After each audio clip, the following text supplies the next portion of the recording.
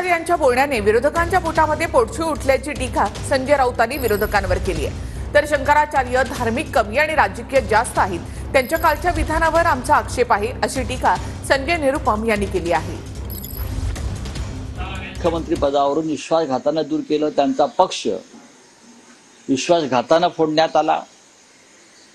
हे आपल्या हिंदू धर्माचे सर्वोच्च धर्मगुरू शंकराचार्य सांगतात, याबाबत काही लोकांच्या पोटामध्ये पोटशूळ उठला असेल,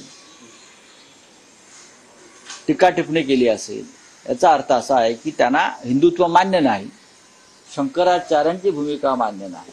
मुख्यमंत्री बनण्यासाठी तुम्ही काँग्रेस बरोबर आणि शरद पवार बरोबर तुम्ही अलायन्स करता, युती करता आणि मुख्यमंत्री बनता, तो विश्वासघात होता।